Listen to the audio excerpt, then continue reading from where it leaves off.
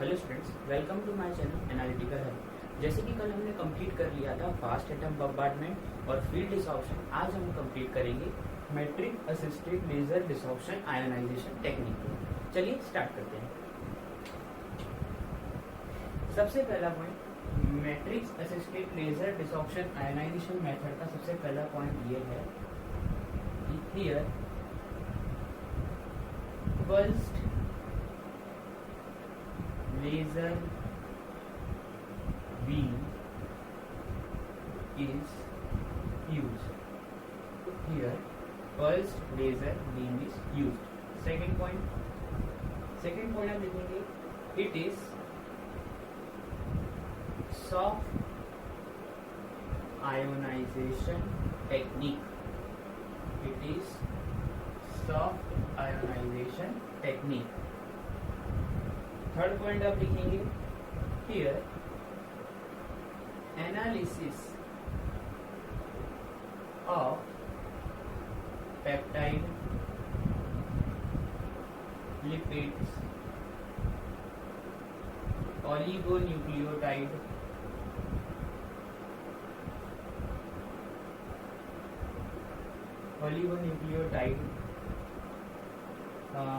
Antibodies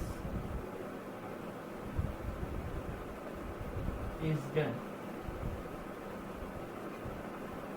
इस technique में हम पेप्टाइड, लिपिड, ओलिगोन्यूक्लियोटाइड, एंटीबॉडी का एनालिसिस करते हैं। Here molecular weight, molecular weight here sample size is large. Here sample size is large, यहाँ पे सैंपल का साइज लार्ज होगा। वो जो ऑर्गेनिक मॉलिक्यूल होगा सैंपल जनरली, क्योंकि ऑर्गेनिक स्पेक्ट्रोस्कोपी है। Sample size up to here sample size is large and organic molecules analysis is done. Organic molecule analysis is done. ये लिख देना। फिफ्थ पॉइंट है साइज ऑफ सैंपल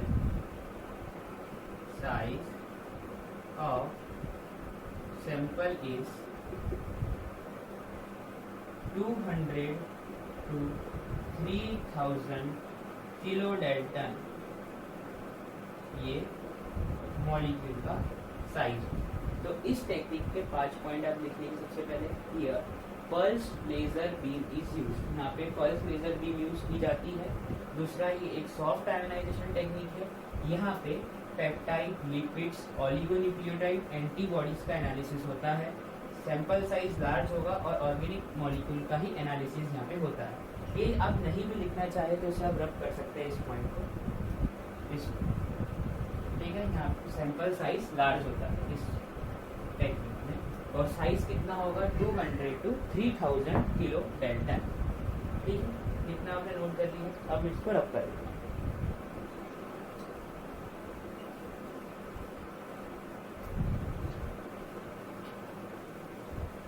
देखिए, इस technique में पहला वर्ड है मैट्रिक्स। तो इसका मतलब मैट्रिक्स कौन से टाइप के होंगे, किस टाइप के मैट्रिक्स, या एग्जांपल ऑफ मैट्रिक्स क्या है। तो 6 point, example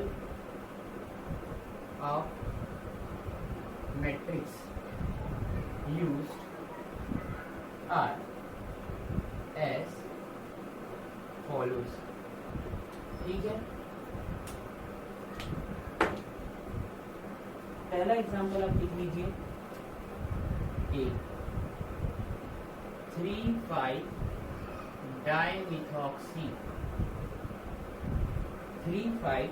डाइमिथॉक्सी 4 hydroxy cinnamic acid, ठीक है। मैट्रिक्स का पहला एग्जांपल है 3,5 dimethoxy 4 hydroxy cinnamic acid. B alpha cyano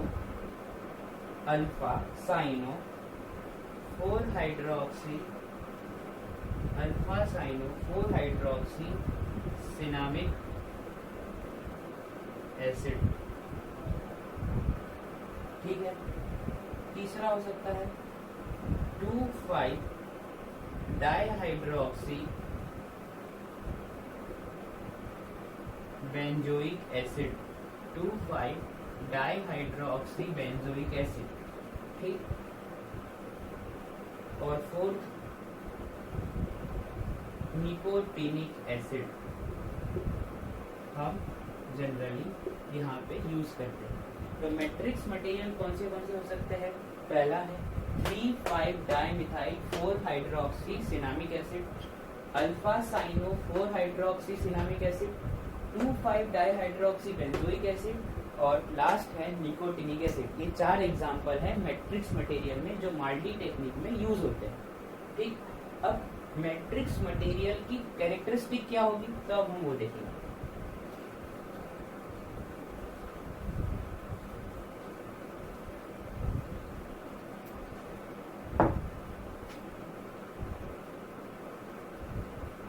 characteristics of matrix material.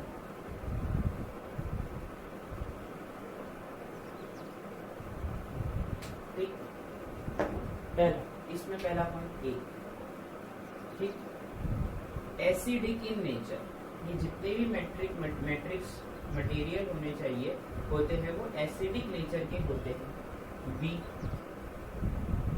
they have strong capacity to absorb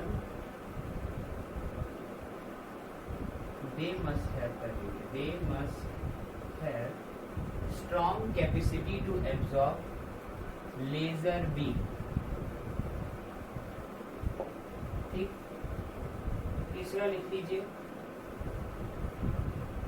they should be polar in nature। Polar होने चाहिए nature में। they should have polar in nature करने को they should have polar in nature। ठीक है। they should be must be polar in nature। they must be polar in nature। D low molecular weight के होने चाहिए। Low molecular weight के ये होने चाहिए। तो मैट्रिक्स मटेरियल की कैरेक्टरिस्टिक क्या है? एसिडिक नेचर के होने चाहिए। इनके पास स्ट्रॉन्ग कैपेसिटी होनी चाहिए लेजर बीम को एब्जॉर्ब करने की। They must have polar in nature. They must be polar in nature और लो मॉलिक्यूलर वेट के कंपाउंड होने चाहिए। ठीक है। अब मैट्रिक्स के असिस्टेड, अब ये है लेजर वर्ड आया है। तो लेजर बीम किस टाइप की होगी या कितने टाइप की होगी वो भी हम देखते हैं।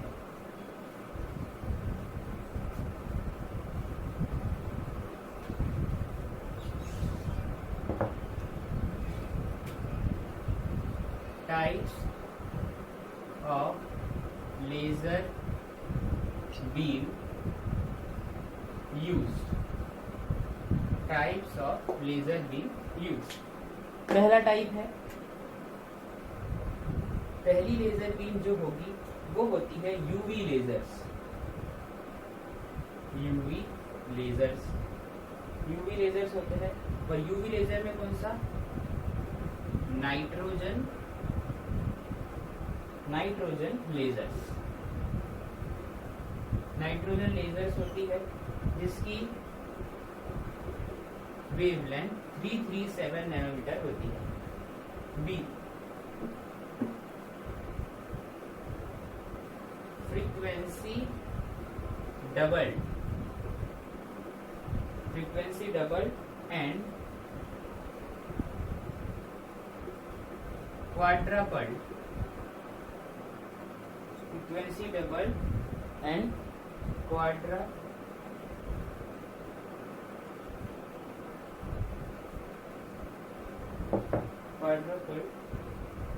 ND/YAG। ठीक है। यहाँ पे ND का फुल फॉर्म ये पूरा नाम जो है वो है नियोडियम यटेरियम एल्यूमिनियम गार्नेट। ठीक, और यहाँ पे अगर फ्रीक्वेंसी डबल होगी तो वेवलेंथ जो यूज होती है वो यूज होगी। अगर फ्रीक्वेंसी डबल है तो जब वेवलेंथ जो होगी वो होगी 335 nanometre. If frequency is double and if frequency is quadruple, then wavelength use is 326 nanometre. ठीक है, अगर फ्रीक्वेंसी डबल वाला यूज करेंगे तो ये वेवलेंथ होगी, अगर क्वाड्रपल वाला यूज करेंगे तो ये वेवलेंथ। तीसरा लिख लीजिए आप, CO2 lasers, CO2 lasers which emits far infrared radiation। और नेक्स्ट होता है ERYAG। ठीक, emits IR rays of 2.9 micrometre, not 2.9 micrometre. ठीक है, यहाँ पे ER जो है ER इज इर्बियम। ठीक, ये होता है। तो देखिए लेजर बीम यूज हो रही है, तो लेजर बीम सबसे पहली है यूवी लेजर जिसकी ये नैनोमीटर है 337 नैनोमीटर की होगी और नाइट्रोजन लेजर यूज होगी। Frequency double and quadruple neodymium yttrium aluminium garnet, जिसमें अगर डबल फ्रीक्वेंसी डबल यूज करेंगे तो 335 नैनोमीटर और क्वाड्रपल यूज करेंगे तो 326 नैनोमीटर की वेवलेंथ होगी। CO2 लेजर जो FIR को इमिट करता है, ERYAG इर्बियम यटेरियम एल्यूमिनियम गार्नेट, बाकी सेम ही है, जो इमिट करता है IR रेस जिसकी वेवलेंथ होगी 2.9 माइक्रोमीटर। इसे भी आप नोट डाउन कर लीजिए। ठीक है,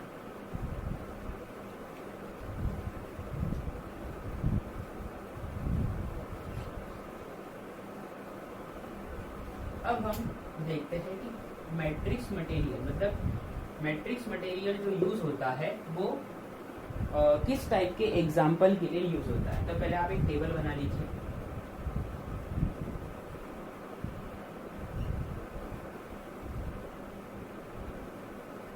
table serial number, matrix material,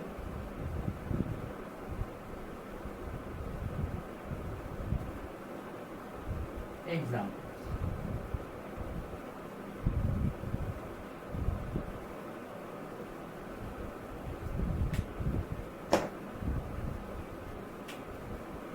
पहला 2,5 dihydroxy benzoic acid. 2,5 dihydroxy benzoic acid है, तो ये यूज किसके लिए होता है? प्रोटीन,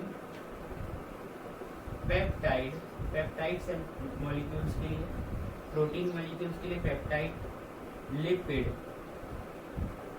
लिपिड के लिए यूज होगा, एंड ओलिगो सैकेराइड्स एंड ओलिगोसैकेराइड। ठीक है, तो अब पहला मैट्रिक्स मटेरियल है 2,5 डाइहाइड्रोक्सी बेंजोइक एसिड। ये यूज होता है protein, peptide, lipid and oligosaccharides के लिए।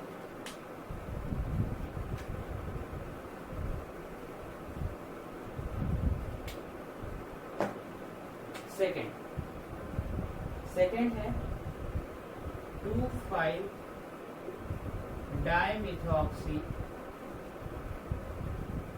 4-हाइड्रोक्सी सिनामिक एसिड, सिनामिक एसिड, ये यूज होगा peptide,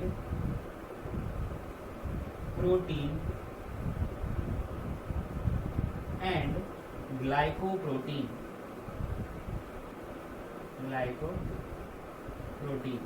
peptides, protein and glycoprotein के लिए हम ये वाला मैट्रिक्स मटेरियल यूज करते हैं।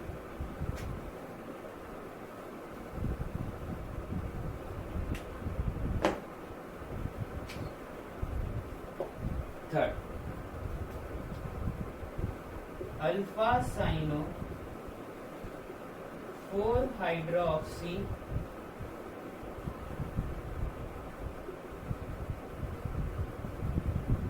Cinnamic acid, alpha cyano 4 hydroxy sulfonic acid, ये जो यूज होता है वो होता है पेप्टाइड,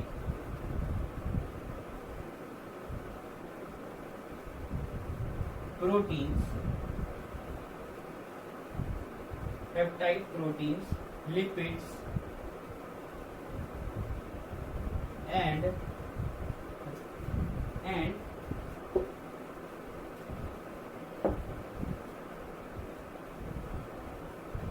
ओलिगो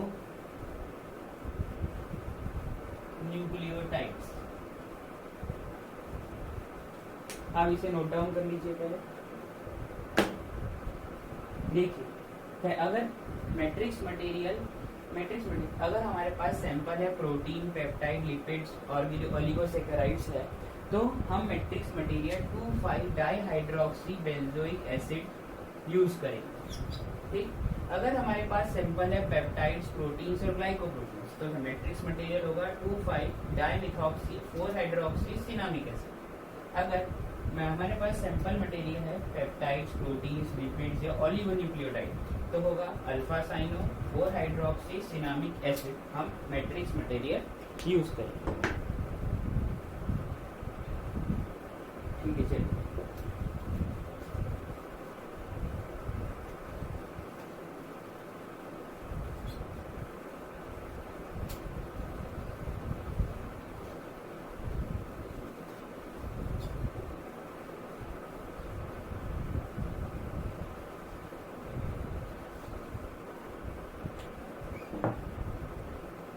हेडिंग मारिए सैंपल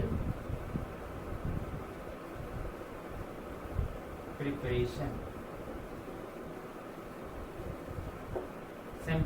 इसके लिए मैं आपको एक फ्लो चार्ट बना देता हूँ। पहला लिखिए 0.1 milligram of sample is dissolved in suitable solvent। ठीक, 0 फिर एंड विच ये जो 0.1 मिलीग्राम ऑफ सैंपल डिसॉल्व हुआ है सुटेबल सॉल्वेंट में, इसको हमने कहा solution A, that is solution A. फिर next and 10 milligram of matrix material is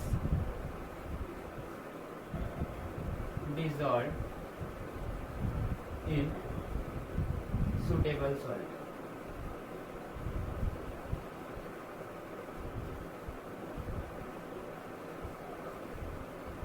या ये ना लिखते हुए आप ये लिख लीजिए saturated solution of matrix material is made.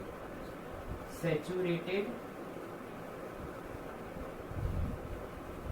Solution of matrix material is made, that is solution B. देखिए 0.1 milligram of sample is dissolved in suitable solvent, जिसको हमने कहा सॉल्यूशन ई, और saturated solution of matrix material बनाया जिसे हमने कहा सॉल्यूशन बी। फिर आगे mix solution A and B mix solution A and B and we get नहीं mix solution A and B, आपने ये मिक्स कर लिया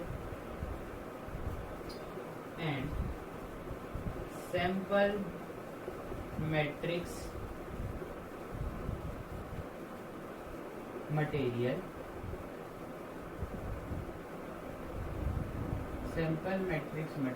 इज फॉर्म। ठीक है, जब आपने इन दोनों को मिक्स कर लिया तो क्या बना, सैंपल मैट्रिक्स मटेरियल। फिर को crystallisation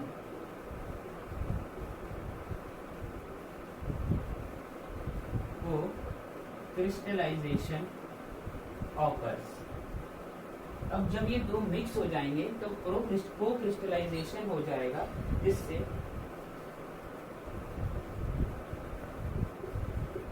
crystallised sample matrix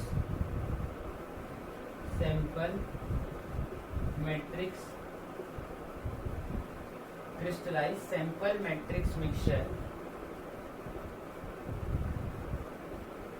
obtain।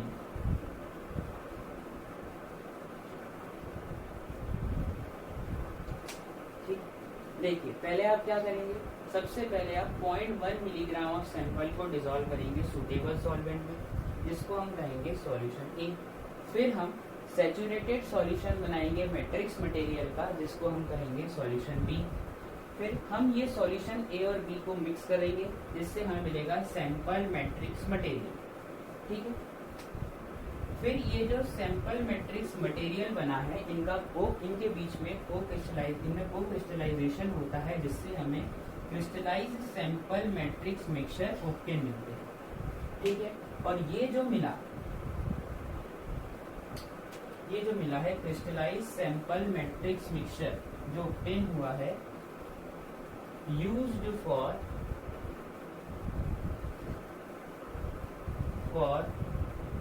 Analysis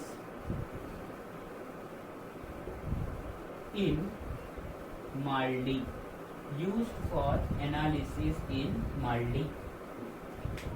ठीक है, इसे भी आप नोट डाउन कर लीजिए।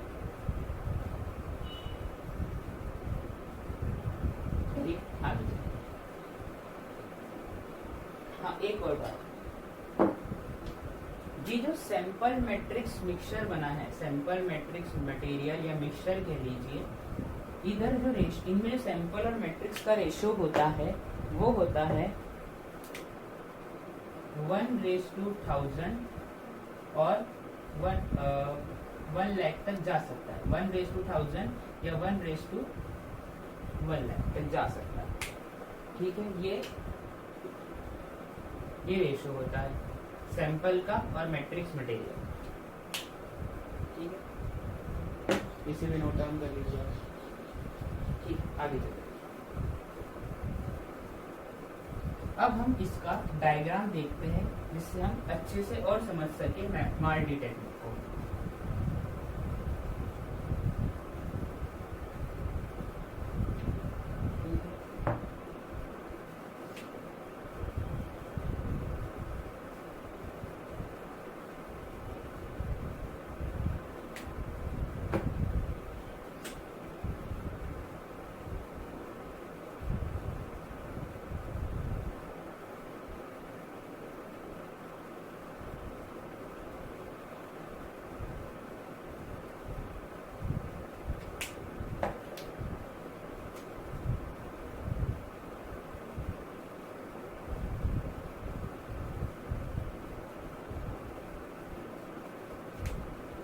इसे हम कहते हैं सैंपल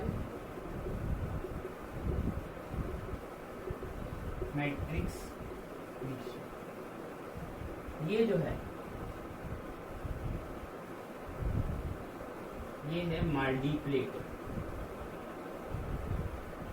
माल्डी प्लेट, माल्डी प्लेट। ठीक,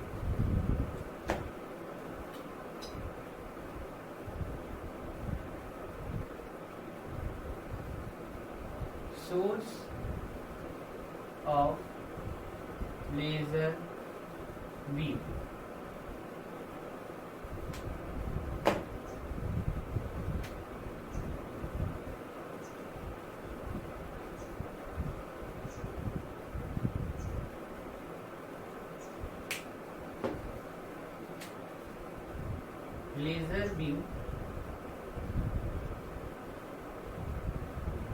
strikes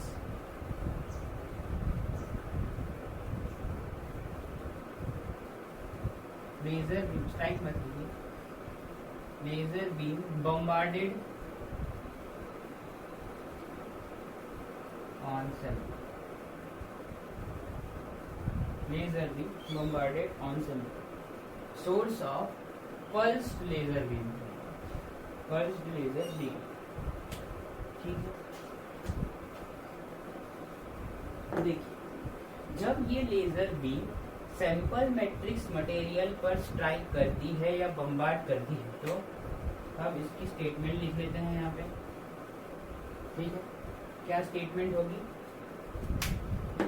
इस डायग्राम को लिखते हैं पॉइंट बनाते हैं। When laser beam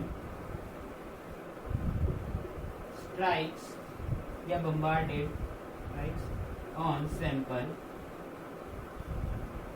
then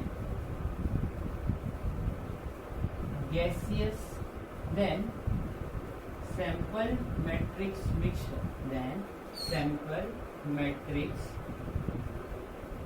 mixture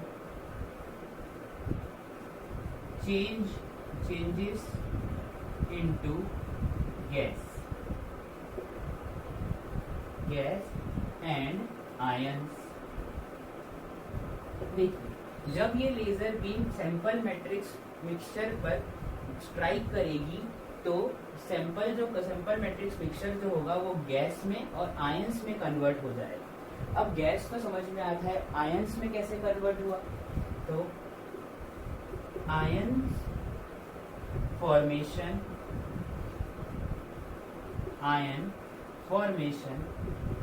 is due to translational energy of laser beam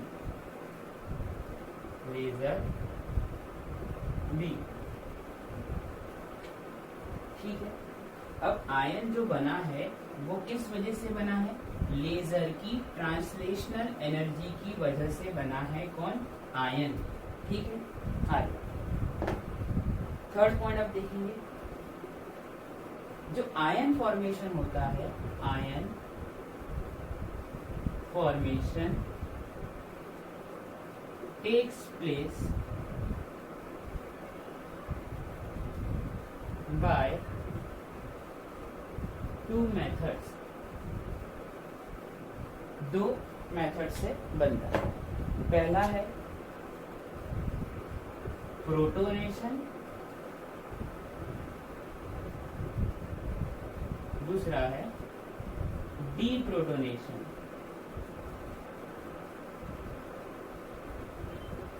deprotonation, ठीक है। आपने 3 पॉइंट नोट कर लीजिए पहले, और ये पूरा फिगर ही, और ये 3 पॉइंट आप नोट कर लीजिए।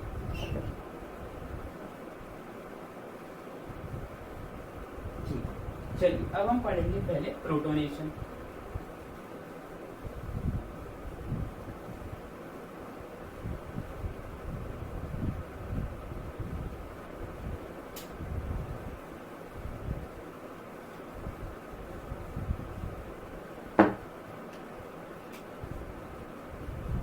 क्या था पहला, protonation.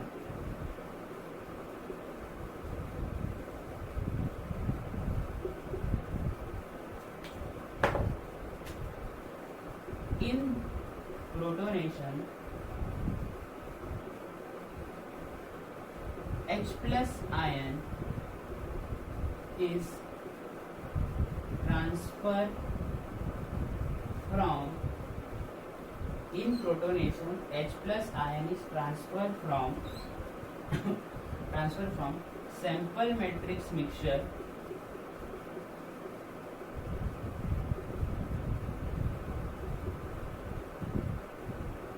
Mixture, sample matrix mixture to analyte. ठीक, क्या कहा मैंने, ये एनालाइट का मॉलिक्यूल है, ये सैंपल मैट्रिक्स मिक्सचर में से H प्लस ट्रांसफर हो जाता है एनालाइट के मॉलिक्यूल, और क्या बना, quasi molecular ion, quasi molecular ion बन गया। ठीक है, अब डी प्रोटोनेशन, डी प्रोटोनेशन,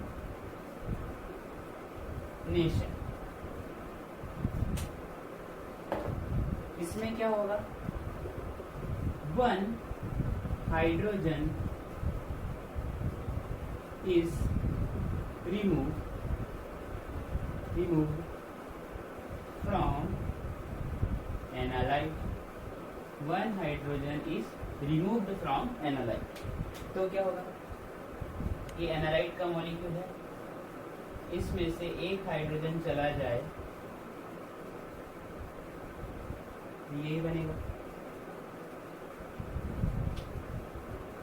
ठीक है, ये H प्लस है।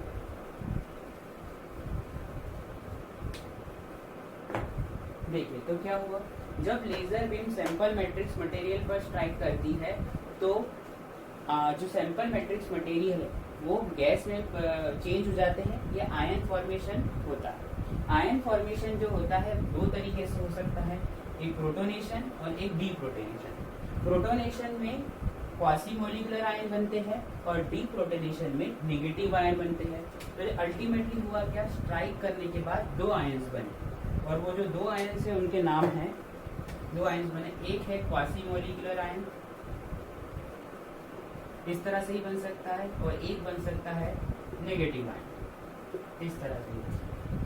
ये दोनों ही है, ये जो दोनों हैं वो जाते हैं टूवर्ड्स मास एनालाइजर।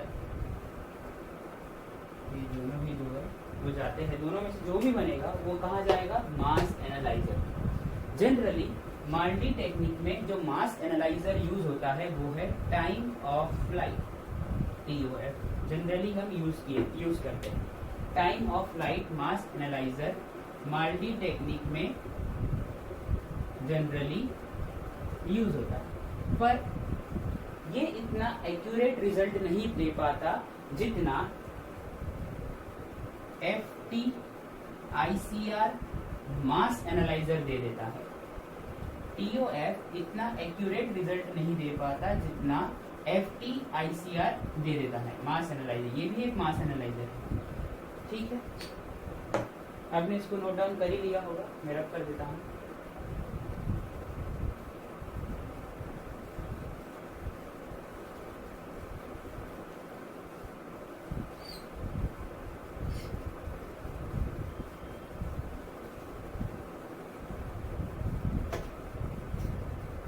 तो आपने देखा था मैंने ये कहा कि हम माल्टी टेक्निक में generally time of flight mass analyser use करते हैं, लेकिन तो ये कुछ ऐसा हो गया, इस तरह लिखा जाएगा। जब हम time of flight mass analyser use करेंगे तो हम कुछ इस तरह लिखेंगे, माल्टी TOF। पर जो time of flight mass analyser है वो इतना एक्यूरेट नहीं है रिजल्ट देने के लिए, इसलिए हम दूसरा मास एनालाइजर यूज करते हैं और वो है FT-ICR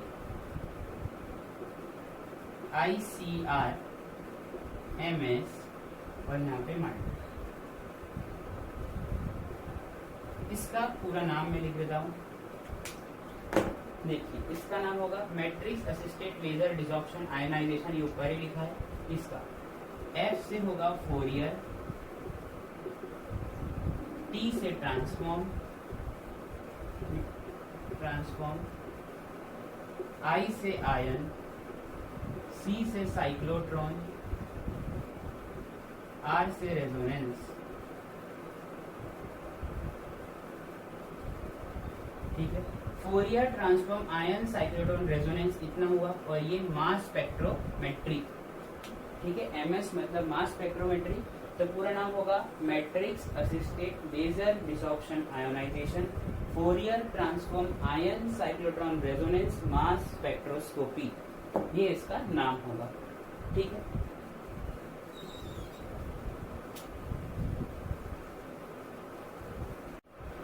तो आज हमने कंप्लीट कर लिया माल्टी टेक्निक को, और इसी के साथ साथ हमने डिसॉर्प्शन टेक्निक मास स्पेक्ट्रोस्कोपी में जो होती है वो भी कंप्लीट कर लिया। कल हम स्टार्ट करेंगे इवापोरेटिव आयनाइजेशन मेथड।